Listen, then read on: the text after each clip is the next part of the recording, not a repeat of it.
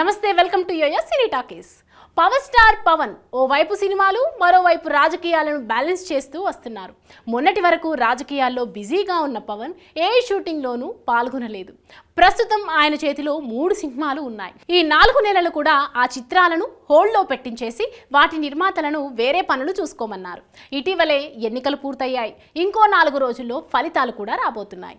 పవన్ పిఠాపురం నుంచి ఎమ్మెల్యేగా ఎన్నిక కావడం, అలాగే ఆయన పార్టీ జనసేన భాగస్వామిగా ఉన్న కూటమి అధికారంలోకి రావడం లాంఛనమే అని భావిస్తున్నారు. అయితే ఆ తీపి కబురు వినడం కోసం పవన్ ఎదురు చూస్తున్నాడు. ఎన్నికల ప్రచారంలో బాగా అలసిపోవడంతో ఆయన విశ్రాంతి కూడా తీసుకుంటున్నారు. ఎన్నికల ఫలితాలు అనుకూలంగా వచ్చిన వెంటనే పవన్ సినిమాల్లో బిజీ కావడానికి సన్నాహాలు చేసుకుంటున్నట్లు సమాచారం. కూటమి అధికారంలోకి వస్తే పవన్, ఆయన పార్టీ ప్రభుత్వంలో భాగస్వాములు అవుతారా లేదా అన్నది ఆసక్తికరం. ఏదేమైనప్పటికీ కొన్ని రోజులు హడావిడి ఉంటుంది. ప్రభుత్వం ఏర్పాటయ్యాక పవన్ నెలకు కొన్ని రోజుల చొప్పున ఒక 5-6 నెలలు సినిమాల కోసం వీలైనన్ని ఎక్కువ డేట్లు ఇవ్వాలని భావిస్తున్నాడు. ఓజీ, ఉస్తాద్ భగత్ సింగ్, హరిహర వీరమల్లు ఈ 3 చిత్రాలను వీలైనంత త్వరగా పూర్తి చేయాలనుకుంటున్నాడు.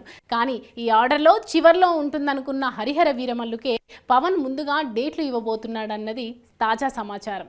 దాని బడ్జెట్ చాలా ఎక్కువ. సినిమా ఆలస్యం కావడం వల్ల నిర్మాత రత్నం చాలా ఇబ్బంది పడ్డాడు. పైగా ఎన్నికల టైంలో ఆయన జనసేన కోసం కూడా పనిచేస్తున్నారు.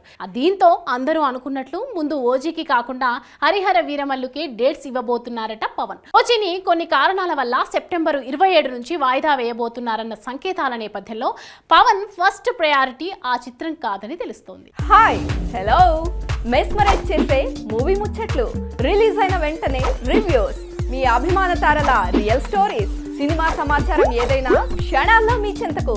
మరింకెందుకు ఆలస్యం, యోయో సినీ టాకీస్ ని సబ్స్క్రైబ్ చేసుకోండి. హలో హలో నోటిఫికేషన్ కోసం గంట కొట్టడం అస్సలు మర్చిపోకండి.